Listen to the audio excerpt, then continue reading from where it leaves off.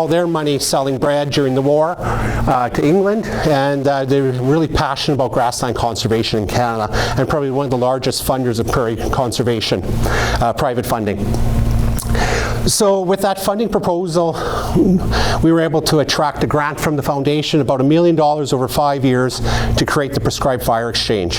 So our founding members are an assortment of local, small regional land trusts, like Meewasin, where I work, provincial parks in Saskatchewan, Grasslands National Park in Saskatchewan, but we also have groups like the Association of Manitoba Community Pastures, the Canadian version of TNC, University of Saskatchewan, City of Saskatoon, and the Prince Albert Grand Council, which is, they sort of border the boreal forest in Saskatchewan, but they work with they represent multiple First Nations communities. So we came together, wrote this funding proposal, and we were very successful. My agency, Meewasin, was selected as the holder of the funding, so we can create the land trust, or sorry, the prescribed fire exchange. So we're really a hybrid of a couple of different groups. So we're, in a way, a prescribed burn association, where we actually help get more fire on the land. We provide training opportunities, and then also we're doing that fire science exchange work as well.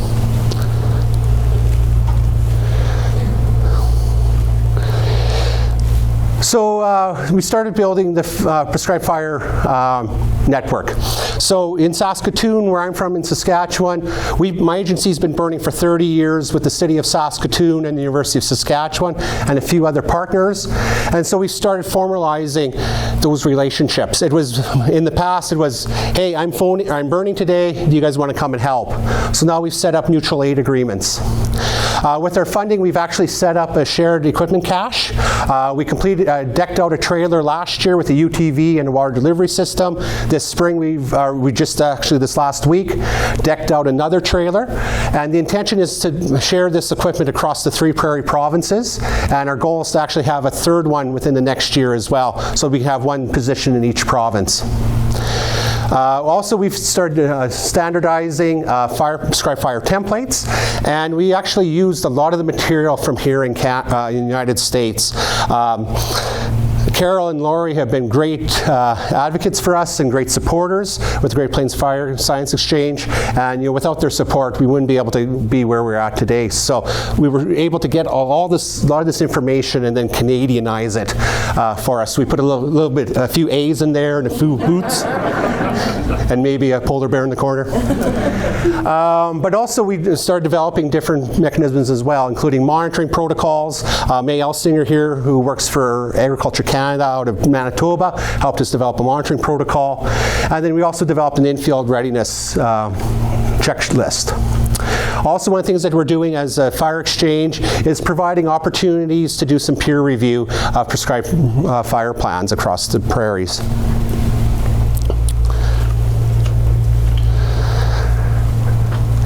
So this is sort of the layout of how we're situated. Because I know quite often American maps cut off at the 49th. So this is North Dakota, Montana, province of Manitoba, Saskatchewan, Alberta. The north of this line is typically boreal forest. Over here in Alberta is Rocky Mountains that extend down through Montana, through Colorado. And so this is our grassland biome. If you look at the central grasslands map, this is what extends up across the 49th. Our ecosystem is mainly mixed grass prairie. You get into the Winnipeg country, you get tall grass prairie, you get over to Calgary, you get foothills fescue, and then you get north of that Saskatoon line, you start getting into the Aspen Parkland ecoregion, which is that transition to the boreal forest. Our main objectives, mainly in burning in the Canadian prairies, is we don't have cedar yet. Keep it down here.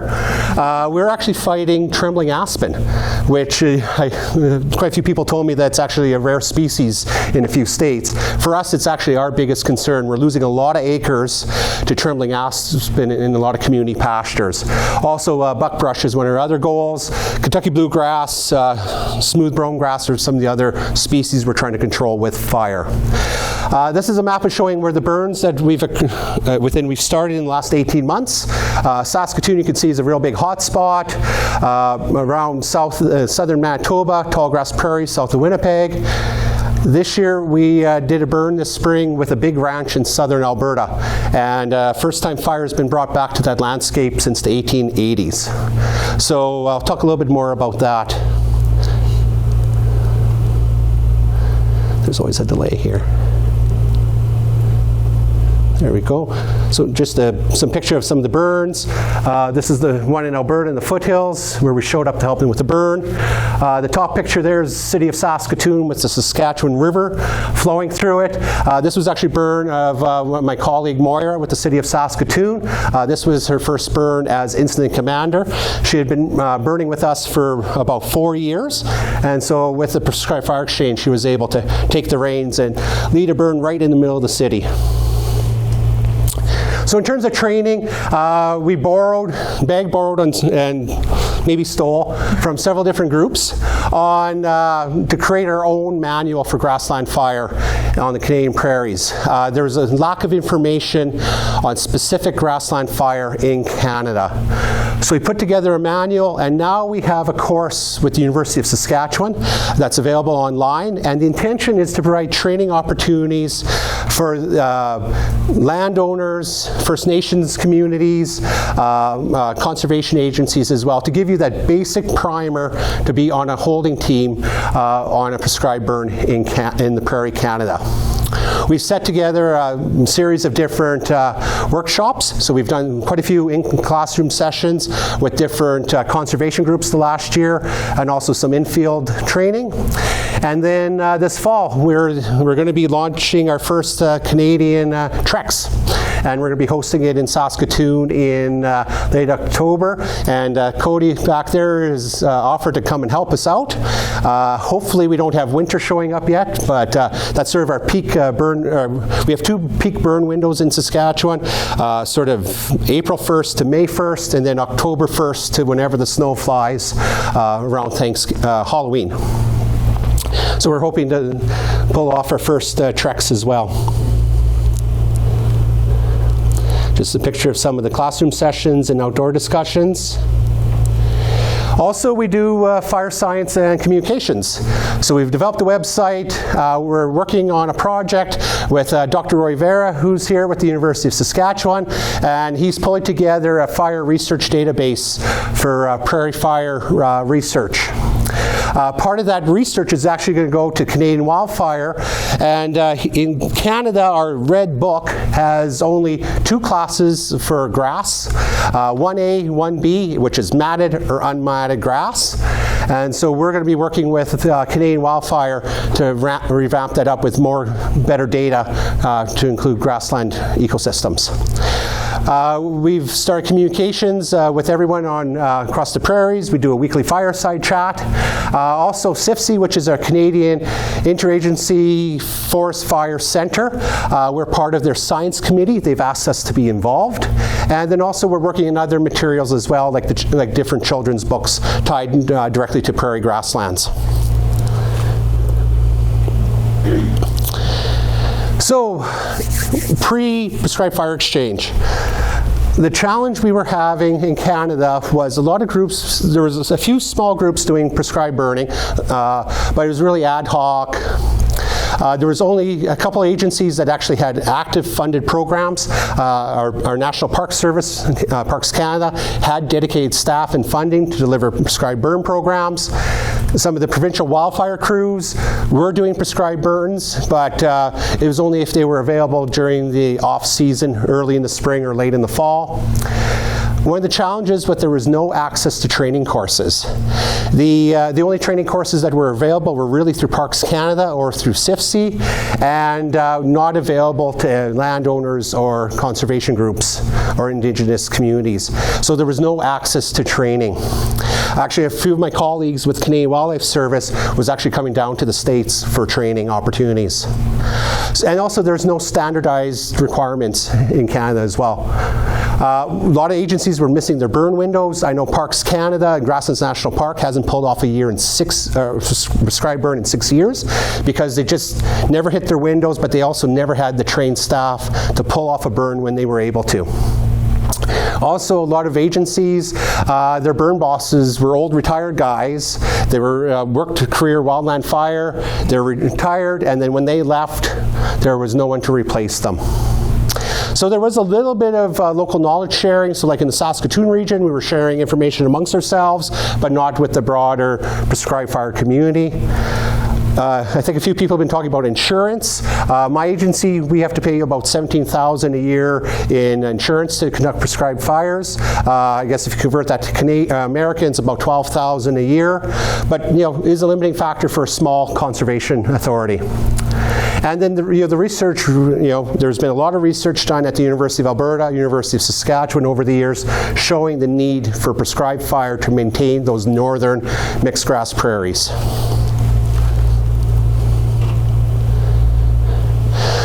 So when we formed in January 2021, our coordinator Dinyar Minisher, and he really wishes he could have been here today, but as we were leaving, his wife developed COVID, so we left him back across the border. And he started contacting everyone and anyone. He reached out to Carol, he reached out to John Weir, he reached out to the who's who in fire across North America, and everyone was really receptive to work with us, except for those gatekeepers with the federal government. They didn't think there was any value in working with us, talking to us, or partnering with us, so they just ignored us. And what they thought was, in Canada, the only people that should be conducting fire are the Type 1 firefighters that are trained through their agencies. And they didn't want anyone else to be trained, anyone else to do prescribed fire. They felt, no, it's only us. They didn't provide any access to courses, and they felt that there was no safe application of fire outside of their parks. And they felt that the status quo was being challenged. And this really came ahead to us back in last summer. We were putting together some workshops with community pasture associations. And we were reaching out for different groups to come and speak. Adjacent nearby national park, we never even contacted them because they weren't even interested in talking to us. There was a gentleman up there that got really upset that we didn't invite him to participate in that workshop with a bunch of producers. And so then he started sending out emails across Western Canada to the different wildfire agencies saying, do not work with this group. This is a bunch of radical conservationists that are going to be laying fire across the landscape, and they're going to be dangerous, and they're going to take our jobs away from Type 1 firefighters to deliver prescribed fire on the land. So that really sort of kicked us pretty hard. We sort of shook our heads and said, where did that come from? Because you guys wouldn't even talk to us. And so we started thinking, okay, how do we deal with this? So we became an open book. And we started presenting at every webinar possible in Western Canada, talking about fire. We invited them to participate in those workshops as well. We developed our website and really put strong messaging in it about being, safe, conscientious way of using fire. People need to be properly trained. We provided free templates on burn plans. We offered burn plan reviews, offered our course online, and provide people access to that training.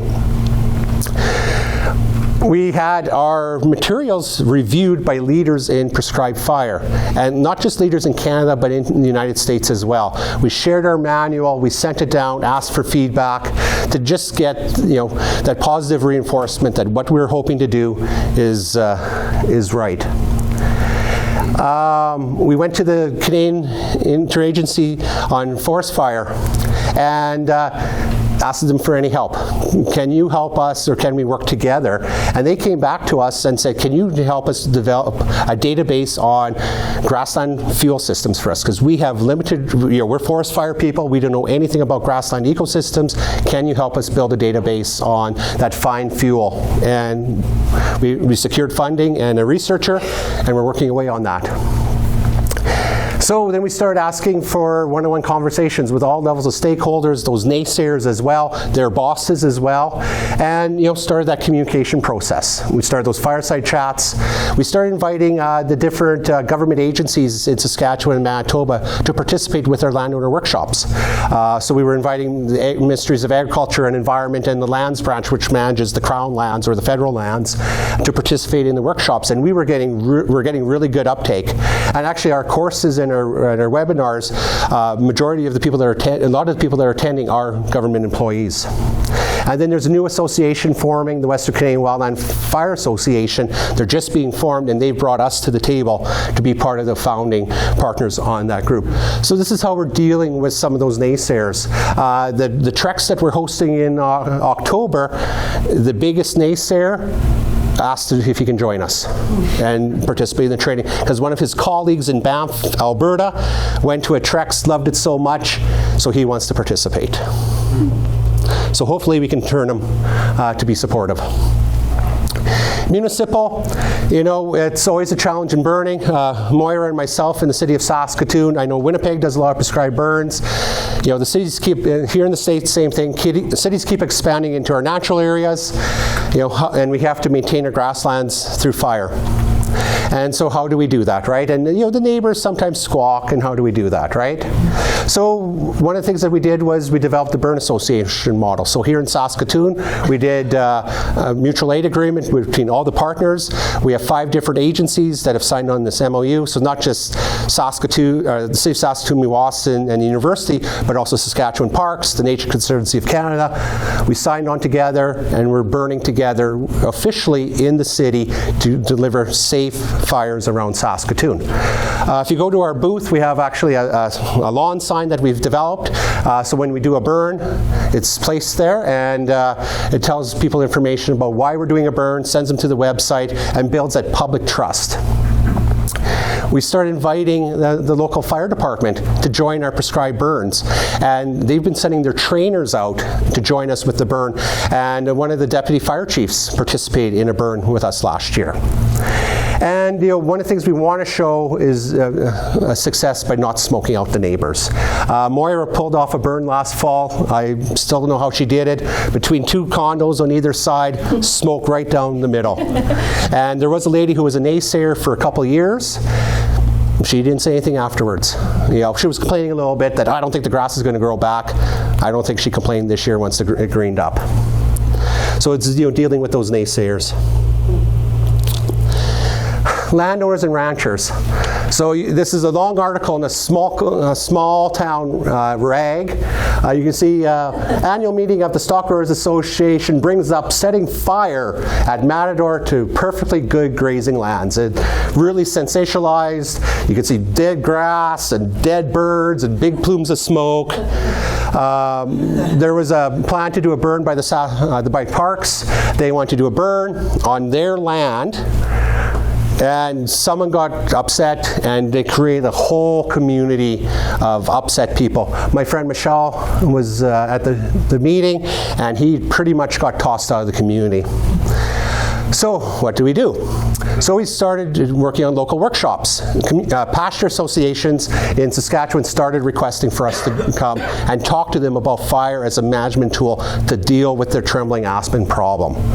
So we started, respond to that, do some show and tell, do some site visits, invite them to some burns, and they've become local champions. And then we're trying to connect the dots between those pasture groups or those producer associations to build that network and start that sharing of resources and information.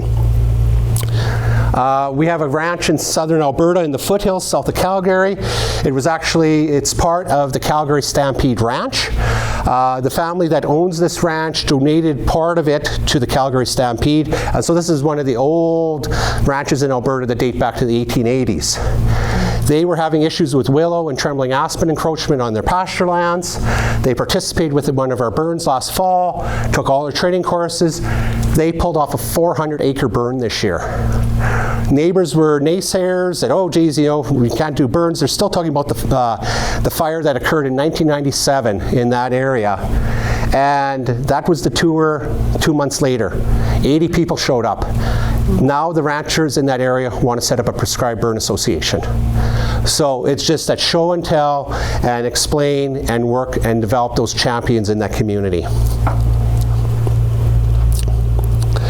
So just one last slide.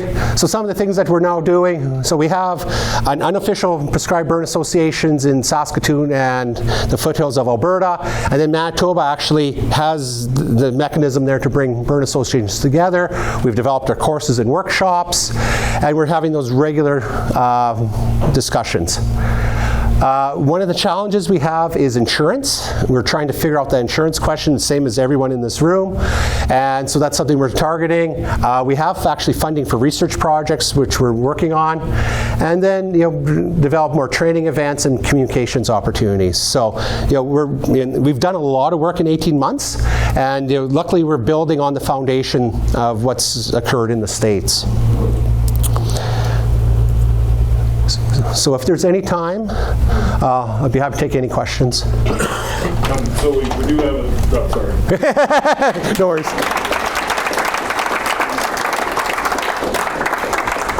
We do have the 10-minute break, and I'm the next speaker, so.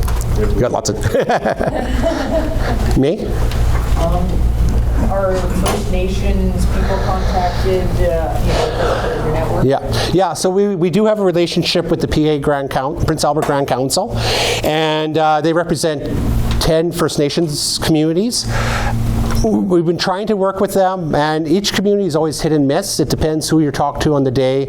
We were working with a program in Canada called the Indigenous Guardians Program, and their coordinator, he has a lot of history with prescribed fire.